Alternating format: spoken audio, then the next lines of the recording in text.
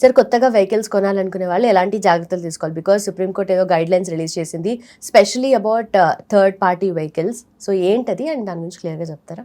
Sure అండి. అంటే మనకేంటంటే జనరల్ మన ప్రేక్షకులకు అవగాహన కోసం ఇన్సూరెన్స్ అనేది 2 టైప్స్ ఉంటాయి. మనకేంటంటే life insurance, general insurance.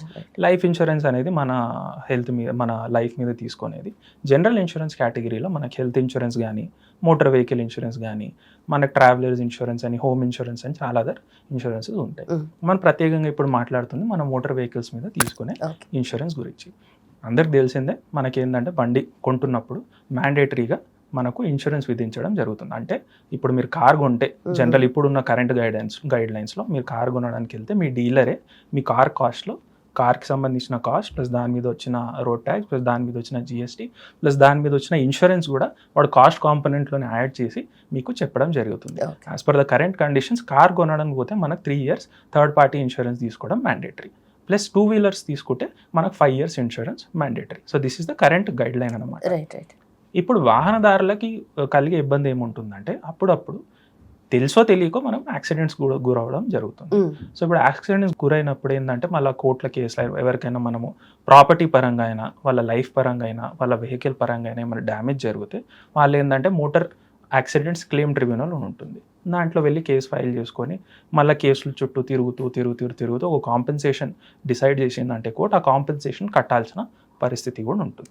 So దీన్ని అవాయిడ్ చేయడానికి థర్డ్ పార్టీ ఇన్సూరెన్స్ అనేది తీసుకొచ్చారు. థర్డ్ పార్టీ ఇన్సూరెన్స్ అనేది మీకు సంబంధించిన వెహికల్ మీద ఇన్సూరెన్స్ కాదు, మీ వలన తెలుసో తెలియకో ఇంకెవరికైనా ఇబ్బంది కలిగింది, వాళ్ళ లైఫ్ పరంగా అయినా, వాళ్ళ ప్రాపర్టీ పరంగా అయినా, వాళ్ళ వెహికల్ పరంగా అయినా ఏమైనా డ్యామేజ్ జరిగింది అండ్ దానివల్ల వచ్చే క్లెయిమ్ ఏమైనా ఉందంటే దాన్ని కవర్ చేసేది, ఆ రిస్క్ని కవర్ చేసింది అనేది third party insurance. So this is what is the concept of third party insurance. So మనం యాక్చువల్లీ మనకు ఉన్న చట్టం ప్రకారంగా section 146 of motor vehicles act ఏమంటుందంటే మీరు బండి ఉంటే మీకు మ్యాండేటరీగా థర్డ్ పార్టీ రిస్క్ కవర్ ఉండాల్సిందే. సెక్షన్ 207 మళ్ళీ ఏమంటుందంటే ఇఫ్ ఫర్ సపోజ్ ఏదైనా బండి మీద అన్ఇన్ష్యూర్డ్ ఉండి వెహికల్ మీద ఇన్సూరెన్స్ లేకపోతే గవర్నమెంట్ సంబంధించిన అసైన్డ్ పర్సన్స్ అయినా, పోలీస్ డిపార్ట్మెంట్ అయినా ఆ వెహికల్ని సీజ్ చేయొచ్చు, లేకపోతే వెహికల్ని డీటైన్ చేయొచ్చు అన్న గైడ్ లైన్స్ మనకు కరెక్ట్గా ఉన్నాయి. సో ఇదే ఇష్యూ మీద, ఇట్లానే ఒక క్లెయిమ్ ఇష్యూ మీద ఒక కేసులో సుప్రీంకోర్టు దాకా ఈ third party insurance risk cover గురించి సుప్రీంకోర్టు దాకా డిస్కషన్ వెళ్ళింది. ఆ కేసులో National Insurance Company versus Tummala Dhanalakshmi అనేది కేసు. అది అందులో బేసిక్గా జరిగింది ఏంటంటే ఒక క్లెయిమ్ని రిజెక్ట్ చేస్తే ఇన్సూరెన్స్ కంపెనీ, తెలంగాణ హైకోర్టు ఏంటంటే దాని గైడ్ లైన్స్ ఇచ్చి ఆ క్లెయిమ్ ఇవ్వాల్సిందే అంటే ఇన్సూరెన్స్ కంపెనీ సుప్రీంకోర్టుకి వెళ్ళింది. ఇన్సూరెన్స్ కంపెనీ సుప్రీంకోర్టు వెళ్ళినప్పుడు మొత్తం సుప్రీంకోర్టు ప్రక్షాళన చేసి అసలు ఈ కాన్సెప్ట్ ఏంటి, ఇన్సూరెన్స్లో ఎందుకు ఇంత ఇబ్బందులు పడుతున్నారని కొన్ని డైరెక్షన్స్ ఇవ్వడం జరిగింది. సో వాళ్ళు ఏమన్నారంటే మీరు ఇన్సూరెన్సెస్ తీసుకోవడం మ్యాండేటరీ, మీరు ప్రాపర్ ఇంప్లిమెంటేషన్ ఎందుకు చేయట్లేదని ఇన్సూరెన్స్ కంపెనీలని, మనకు సంబంధించిన మినిస్ట్రీలు అనేది పెట్రోలియం మినిస్ట్రీ అయినా, రోడ్స్ అండ్ హైవేస్ మినిస్ట్రీ అయినా అందరికీ కొంచెం అడగడం జరిగింది. వాళ్ళ రిప్రజెంటేషన్స్ కూడా ప్రాపర్గా చేశారు. సో ఈ సుప్రీం కోర్టు దాకా ఇష్యూ వెళ్ళి డైరెక్షన్స్ ఏమొచ్చాయి అంటే ఫస్ట్ థింగ్, ప్రస్తుతం ఉన్న కండిషన్స్లో కొత్త వాహనదారులు కొత్తగా వెహికల్ కొనాలనుకుంటే వాళ్ళకి ఇన్సూరెన్స్ అనేది మ్యాండేటరీ. కరెంట్ కండిషన్స్ ప్రకారంగా 3 years for cars, 5 years for 2 wheelers. దాన్ని కాస్త పెంచుతూ సుప్రీంకోర్టు ఏమన్నదంటే ఇప్పటి నుంచి మనం కనుక కార్ కొనడానికి పోతే 4 years కార్స్కి సంబంధించిన ఇన్సూరెన్స్ మ్యాండేటరీ. సో 1 year పెంచడం జరిగింది. సిమిలర్గా 2 wheelers కూడా కొనడానికి వెళ్తున్నామంటే 5 years కాస్త 6 years చేయడం జరిగింది. So this is the first guideline which has come from the supreme court direction. So దీనివల్ల డైరెక్ట్ ఇంపాక్ట్ ఏంటి, ఇప్పుడు నాకు 3 years ఇన్సూరెన్స్ కాస్ట్ కాస్త ఇప్పుడు 4 years అవుతుంది కాబట్టి మనకు ధరలు పెరిగే అవకాశం ఉంటుంది, ధరలు పెరిగే మనకు కాస్ట్ పెరిగే అవకాశం ఉంటుంది. ప్లస్ దానివల్ల బెనిఫిట్ దానికి రిఫ్లెక్ట్ అవుతుంది. ఆబ్వియస్లీ అంటే 1 year ఎక్స్టెన్షన్ వస్తుంది కాబట్టి ప్రీమియం కూడా 1 yearకి పెరుగుతుంది, బట్ కవరేజ్ కూడా పెరుగుతుంది కాబట్టి మనకి ఇంకా సౌకర్యంగానే ఉంటుంది అది. So that is the one thing, మన కాస్ట్ పెరుగుతుంది, మనకి ఇంకా దాని ప్రకారంగా ఇప్పుడు కాస్ట్ చెల్లించుకోవాల్సింది. Now first this is for new vehicles. అదే మళ్ళీ ఒకసారి అనాలిసిస్ చేస్తూ సుప్రీంకోర్టు డైరెక్షన్స్లో ఏమొచ్చిందంటే ఎగ్జిస్టింగ్ ఉన్న అన్ఇన్షూర్డ్ వెహికల్స్ పరిస్థితి ఏంది. సో ఆల్ ఓవర్ ఇండియాలో మనకి ఇప్పుడు దాదాపు 30.5 crores పై చిలుకు వాహనాలు ఉన్నాయి. అందులో నుంచి 56% అంటే 16.5 crores వరకు vehicles are uninsured. So there is no insurance. అంటే ఒకవేళ గనక ఇట్లాంటి వెహికల్స్ యాక్సిడెంట్స్కి గురవుతే ఎట్లాంటి లైబిలిటీ మన మీద రావచ్చో మీరు ఆలోచించాలి. సో ఈ 16.5 crore వెహికల్ మనం మళ్ళీ డేటా కనుక అసెస్ చేస్తే మనకు ప్రతి రోజులో 240 నుంచి 300 యాక్సిడెంట్స్ అవుతాయి దేశవ్యాప్తంగా. అంటే గంటకి దాదాపు 10 యాక్సిడెంట్లు అవుతున్నాయి. ప్రతి 5 నిమిషాలకు ఒక యాక్సిడెంట్ అవుతుంది. సో ఇవన్నీ మళ్ళీ కోర్టులకు వెళ్ళడం, ఆ కోర్టుల నుంచి క్లెయిమ్స్ కోసం పెట్టడం, అట్లా కోర్టుల చుట్టూ తిరగడం, అది 10 ఏళ్ళు 20 ఏళ్ళు పట్టడం కన్నా ఇన్సూరెన్స్ కనుక మనం తీసుకుంటే ఇట్లాంటి యాక్సిడెంట్స్తో కవరేజ్ ఉంటే మనకు ప్రాపర్గా ఇన్సూరెన్స్ కవర్ ఉంటే మనకు ఈజీ ఉంటుంది ఆ కేసెస్ హ్యాండిల్ చేయడం అనేది సుప్రీంకోర్టు సంబంధించిన డైరెక్షన్. సో ఈ సుప్రీంకోర్టు ఇప్పుడు ఈ 16.5 crores అంటే 56% ఆఫ్ ద అన్ఇన్షూర్డ్ వెహికల్స్ ఏ ఉన్నాయో దాన్ని ఎట్లా ఇన్సూరెన్స్ పరిధిలోకి తీసుకురావాలన్న దానికి కూడా సెపరేట్ గైడెన్స్ ఇవ్వడం జరిగింది. ఎనీ ఇయర్స్ అయినా కూడా అంటే స్క్రాపింగ్ పాలసీ ఉంటుంది. ఆ స్క్రాపింగ్ పాలసీ పరంగా సపరేట్గా మనం అన్ని స్క్రాప్ చేసేయాలి. బట్ ప్రస్తుతం ఉన్న గైడ్ లైన్స్లో వాళ్ళు ఏమంటారంటే మనకు ప్రాపర్ ఇప్పుడు టెక్నాలజీ కాస్త పెరిగింది కాబట్టి మనకి ఇప్పుడు automated number recognition plate system అనేది ఉంది. అందుకే మనం టోల్ వేస్లో, హైవేస్లో ఎక్కడైనా మనం సిటీలో తిరిగితే మన కెమెరా డిటెక్షన్ టెక్నాలజీతో మనం ఆ నంబర్ ప్లేట్ చూసేసి ఎవరిదో బండి అనేది చూసుకోవచ్చు.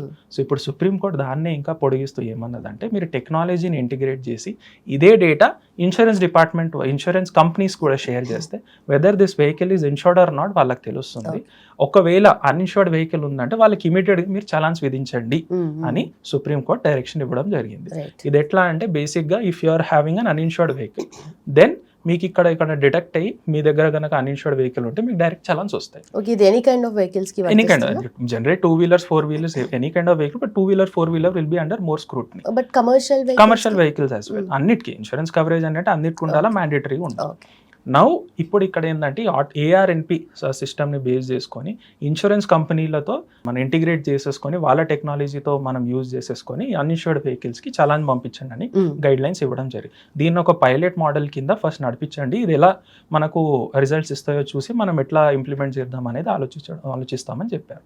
సరే ఇది ఇప్పుడు ఏంటంటే హైవేస్ మీద, టోల్స్ మీద అండ్ మనకు మెట్రోపాలిటన్ సిటీస్లో అంత టెక్నాలజీ ఉంటుంది కాబట్టి it is easier to do. What about 2-tier cities, 3-tier cities, tribal cities, కొంచెం అక్కడ కూడా వెహికల్స్ వాడతారు, అక్కడ అంత టెక్నాలజీ ఉండకపోవచ్చు, అక్కడ కూడా అన్ఇన్షూర్డ్ వెహికల్స్ ఉంటాయి.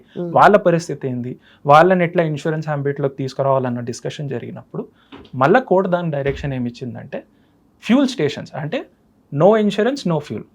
ఇప్పుడు గనక మీ దగ్గర అన్ఇన్షూర్డ్ బండి ఉంది, మీరు ఫ్యూల్ పోయించడానికి తీసుకెళ్తున్నారు, ఫ్యూల్ స్టేషన్స్ దాన్ని అసెస్ చేసి అన్ఇన్షూర్డ్ బండ్ ఉంటే మీకు ఫ్యూల్ ఇవ్వద్దు అనే గైడ్ లైన్స్ అని చెప్పడం. ఇది చాలా ఇంట్రెస్టింగ్. చాలా ఈవీస్ అయితే కూడా ఇది మ్యాండేటరీ ఇన్సూరెన్స్ కాబట్టి, బట్ ఈవీస్ పర్సంటేజ్ వైజ్ తక్కువ ఉన్నాయి. ఇప్పుడు మనం మాట్లాడితే uninsured vehicles already roaming around on roads. ఇప్పుడు ఎలక్ట్రిక్ వెహికల్స్ ఏదో ఒక కాన్సెప్ట్లో ఇది మళ్ళీ అప్లై అయిపోతుంది, but uninsured vehicles are more petrol based vehicles కాబట్టి పెట్రోల్ కనుక కొట్టించుకోవడానికి వెళ్తే మీకు ఇన్సూరెన్స్ లేకపోతే పెట్రోల్ కొట్టొద్దు అన్న గైడ్ లైన్స్ కూడా ఇవ్వడం జరిగింది. ఇప్పుడు డీలర్స్, పెట్రోల్ డీలర్స్ కానీ, కంపెనీ ఆపరేటెడ్ పెట్రోల్ బంక్స్ కానీ వాళ్ళకి అన్ఇన్షూర్డ్ వెహికల్ ఏమైనా వచ్చిందంటే వాళ్ళు పెట్రోల్ వాళ్ళకి ఇవ్వద్దు అన్లెస్ దే గెట్ ఇన్సూరెన్స్ అనేది కండిషన్ పెట్టడం జరిగింది. So this is the more interesting point which has come out from the supreme court direction. So overall supreme court చెప్పింది ఏంటంటే గైడ్ లైన్స్లో కొత్త వాహనాలు తీసుకుంటే మీకు 4 years for cars, 6 years for 2-wheelers. So మనకు కాస్ట్ పెరుగుతుంది, దాని ప్రకారంగా మనకి ఇన్సూరెన్స్ కవరేజ్ కూడా పెరుగుతుంది కాబట్టి అది మంచిది. అన్ఇన్షూర్డ్ వెహికల్స్కి 1 ఆటోమేటిక్ నంబర్ రికగ్నిషన్ ప్లేట్ నుంచి వాళ్ళని చూసుకొని చలాన్స్ విధించాలనేది చెప్పడం జరిగింది. Plus no insurance no fuel concept కింద పెట్రోల్ బంక్స్ కూడా చెప్పడం జరిగింది. ఇప్పుడు దీనివల్ల వాహనదారుల మీద ఎట్లాంటి ఇంపాక్ట్ పడుతుంది అనేది మనం చూడాలి. ఎస్, ఇవన్నీ ఏంటంటే సుప్రీంకోర్టు ఒక సమ్మరీ లెవెల్లో చూస్తుంది కాబట్టి it is fine. Implementation plan చాలా డిఫికల్ట్. ఫస్ట్ ఏంటంటే ఒక ఆర్థిక భారం మన వాహనదారుల మీద ఇస్తున్నారు, ఎందుకంటే ఇన్సూరెన్స్ అనేది ఎప్పుడు కూడా మనం ఒక నెగిటివ్ పాయింట్లోనే చూస్తాం. నేను కూడా ఇవాళ ఆలోచిస్తే ఇన్సూరెన్స్ అవసరమా నాకన్న పద్ధతిలోనే ఆలోచిస్తాను. ఎందుకంటే నాకున్న ప్రగాఢ నమ్మకం ఏముంటుందంటే నేను పద్ధతిగా బండి నడిపిస్తాను, నాకు యాక్సిడెంట్లు జరగవు. సో అదే మైండ్ సెట్ అనేది చాలా మందికి ఉంటుంది. సో ఇప్పుడు వాళ్ళకి ఇన్సూరెన్స్ మ్యాండేటరీ చేస్తే అది ఒక ఆర్థిక భారం అండ్ అన్నెసెసరీగా ఒక కాస్ట్ తీసుకుంటున్నారు, ఉపయోగం లేదన్న పాయింట్ ఆఫ్ వ్యూలో ఆలోచించడం కూడా జరుగుతుంది. That is one thing. Second point ఏంటంటే ఇప్పుడు పెట్రోల్ బంక్లకి పెట్రోల్ ఇవ్వద్దు మీరు అన్ఇన్షూర్డ్ వెహికల్ అని చెప్తున్నారు. బట్ పెట్రోల్ డీలర్స్ ఎందుకు ఒప్పుకుంటారు దాన్ని, అది ఒక డిస్కషన్ నడుస్తుంది. ఎందుకంటే ఇప్పుడు మనకి అప్పుడప్పుడు ఏమవుతుంది, మనం పెట్రోల్ బంక్ వెళ్తాం, పేమెంట్ చేయాలంటేనే ఇంటర్నెట్ ఉండదు.